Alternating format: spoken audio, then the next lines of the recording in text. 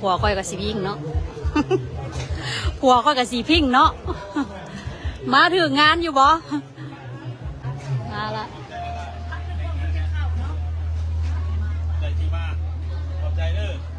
โอเคสบายดีงานผูกแขนเป็นบ่กะยังวะพอดีถือกันนะโอเคพอดีถือเลยกินแล้วปะโอ้ยไปกินก่อนซะน่ะกินแล้วก่อนมันกินแล้วก่อนบ่ยากกินก้นแขก โอ้ไปเบิ่งพาไปเบิ่งงานนะอาหารเด้อพี่น้องผูกแขนนี่เด้อาหารพูดอาหารเยอะแยะปัดไผ่มาก่อนก็ได้กินก้อนโลดเพื่อนว่าอุ้ยอาหารมาแล้วอาหารไปทางนั้นก็ได้พี่น้องเอาอย่างแดดตู้เอาอย่างซุ่มซิมกันอยู่สิเลือกเอากินมันหลายโพดเมื่อข้าวรามเมื่อไหร่ข้าวรามมาซอย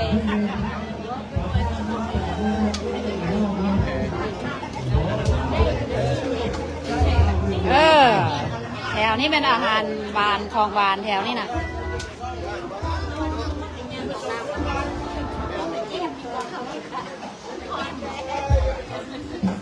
ใครอยู่บ่ได้มีเมียงหวานนี่สบายดี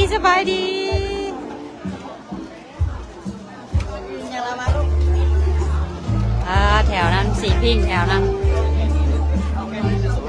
นสีพิงเด้อสีพิงสบายดีดูเจ้าคือมีแต่พวงงามแท้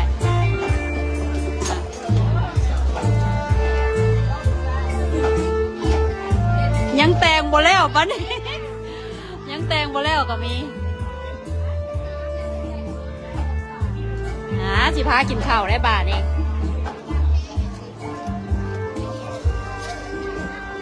บางย้ำยายอย่างขึ้นไว้น้อยเลยน้อยเอาไปซีมึงได้บางย้ำยาย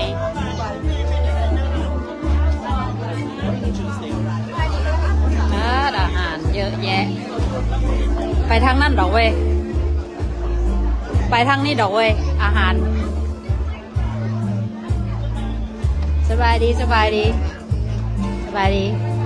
อันนี้จาน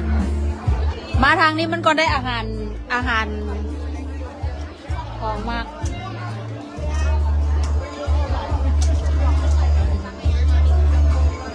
มาเด้อเลเบอร์เดย์เลย วันจัดเลเบอร์เดย์เมื่อเอาอาหารก่อน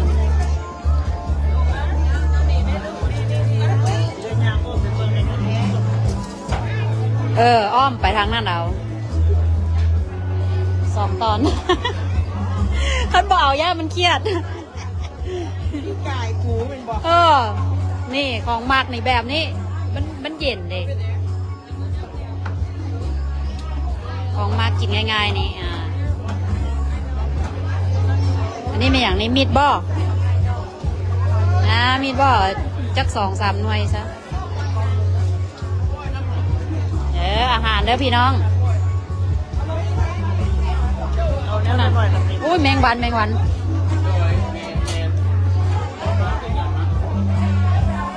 พี่ได้หรอของโปรดนี่พี่ได้นี่แบบนี้พี่ได้นี่ขอบใจ ลากไปเบิ้ลเลย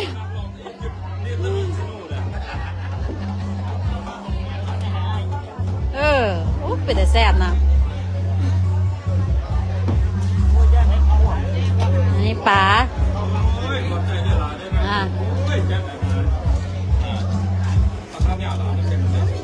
นี่น้ำหวานว่าเอามาให้ตอนนี้บอก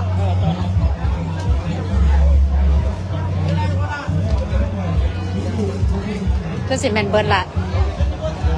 อาหารนี่อาหารค่อยของหวานแถวนี่นะของหวาน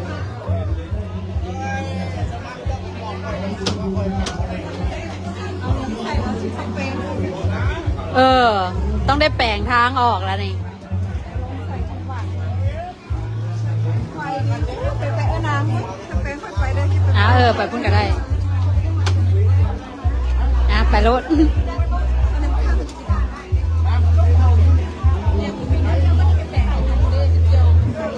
เขาเจียวบอกเล่นมานี่ว่าซ่อนอะไร แม่ล่ะบ่มีแก้วอ่ะเออแปลกเลยเนาะบ่มีแก้วแปลกเอามาฮอดแล้ววะเฮ้ยคนนั้นเดซันแค่ขากันอยู่ใส่เหล้าคนนางใส่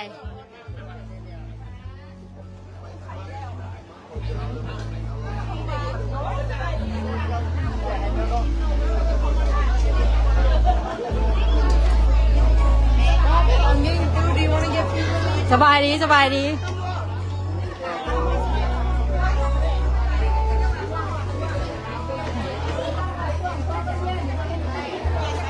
แม่นวะโอ้ยสู้อยากให้ตุ้ยทอนฮะเบิงยีนายหลานน้อยมาแล้วหรอ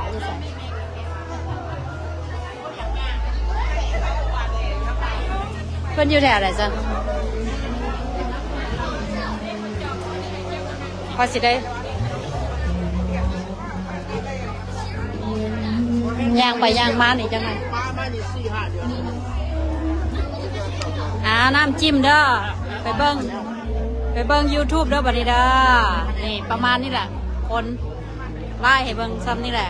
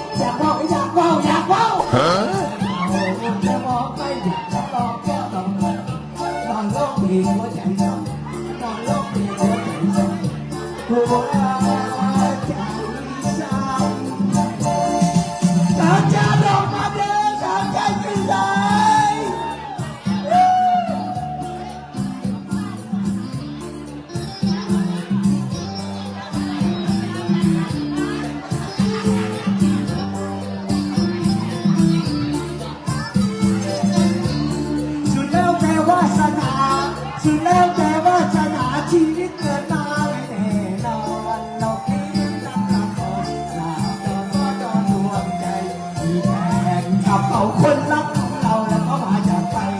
คนรวยยันเอาไปยังที่หัวใจของเราแหลกจ้าที่หัวใจของเราแหลกจ้า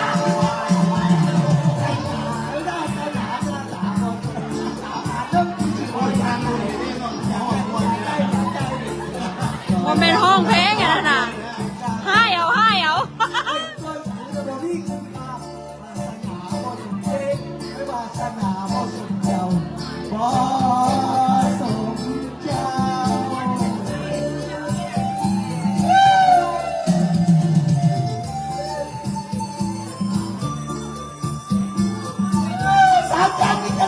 อยู่ของแม่เนาะ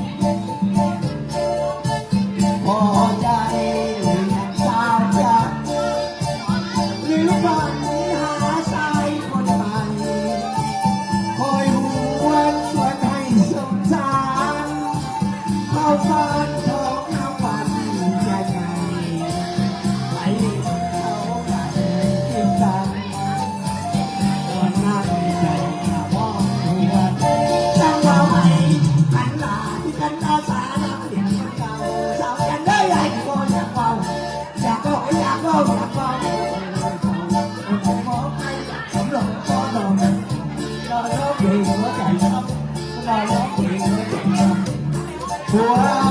ใจช้ำ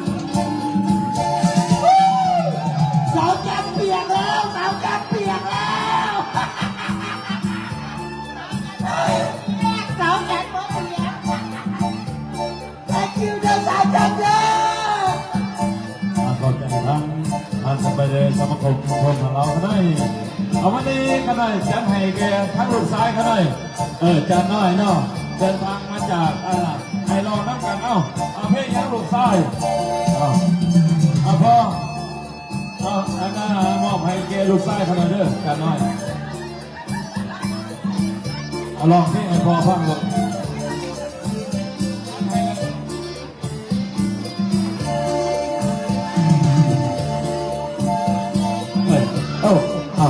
เอาวันนี้ขอบเข้าใจพระสุภสุพจน์น้องกันหน่อยวันนี้ขอบใจ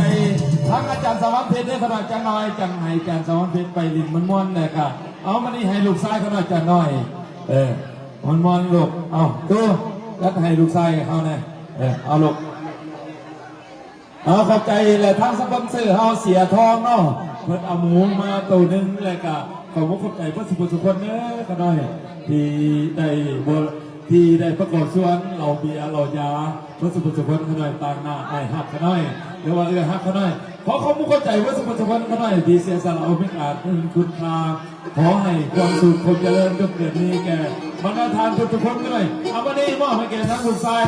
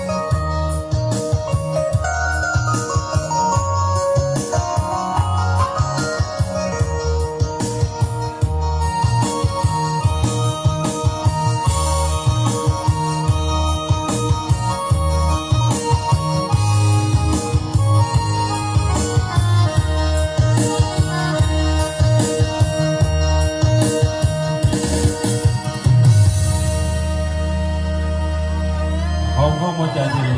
ลูกชายนอกจากน้อยวันนี้มอบให้แกพอน้องไผ่น้องห้องเพชรสโล2 เพลงแล้วก็ต่อไปอาจารย์สวรรค์เพชรน้องขนาดจันต่อกันไปม้วนๆน้ำกันน้องขนาดน้องจันหงอย่าพาเมื่อได้จันหงเด้อครับลูกเลี้ยงอย่าพาเมื่อเด้อ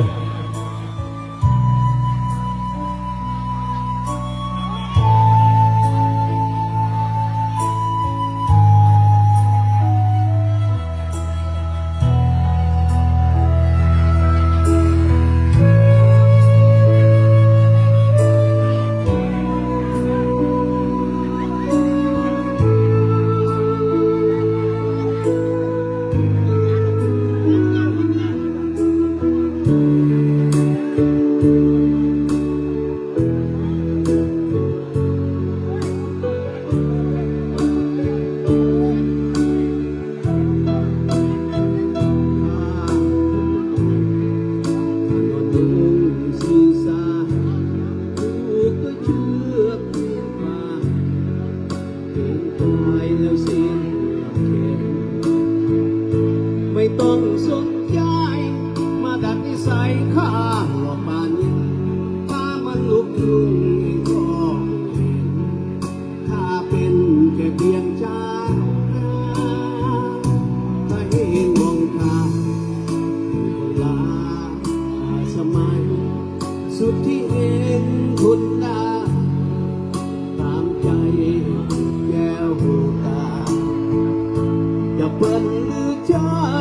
ข้าก็ยังเคยเป็นแบบของข้าเองจะไม่รักข้าก็ไม่ว่าเองจะเกลียดข้า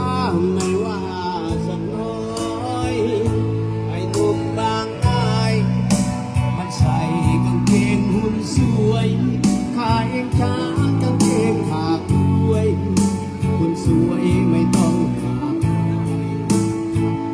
หาอาการเย็นคิดไปเด่นในกรุงเลิศร้อนอยากจะทิ้งข้าให้เศร้าข้าจะไม่คอยฟังข้ามัน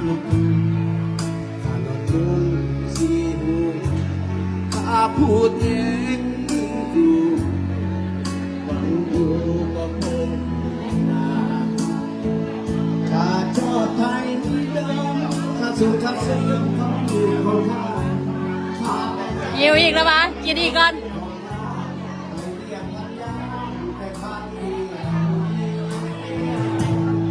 บ่เลิกบ่เมื่อเฮาบ่เลิกบ่เมื่อ อาหารบ่เบิดบ่เมื่อ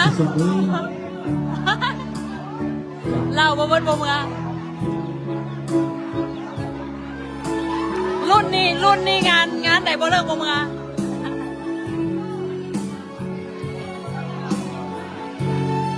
งานผูกแขนเด้องานผูกแขนที่วัดพระแก้วรัตนารามเมืองไฮพอยนอร์ทแคโรไลนาเบิ่งอาหาร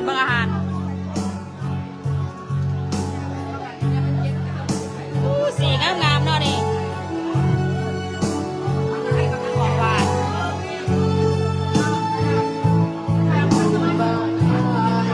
เอาเพื่อนมาสักครั้ง คือมาซ่าแท้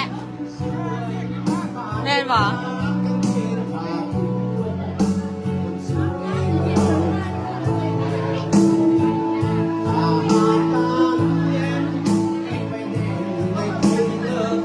กินอย่างนี้เฮา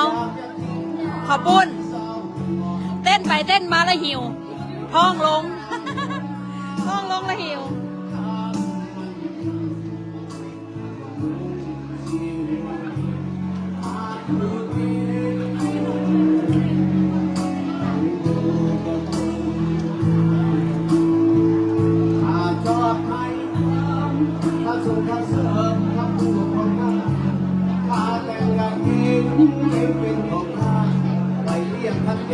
ก็ว่าสลักกะยอโอเคแล้วเนาะกินกะยอ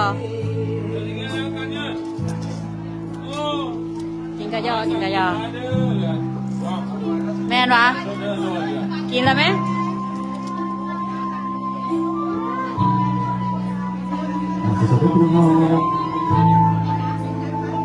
ใส่บักกะยอ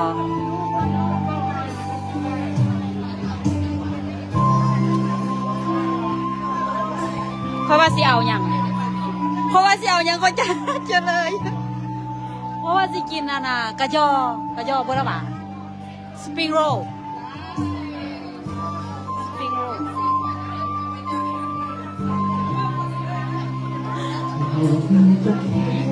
บ่เห็นกินกับปุ้นดอกเว้ยว่าสิกินสปริงโรลเบอร์ละบาท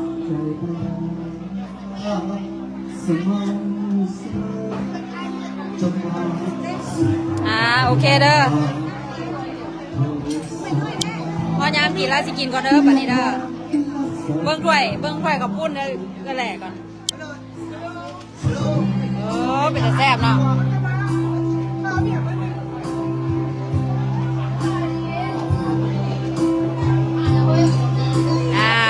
สิกินแล้วเด้อปันนี้เด้อ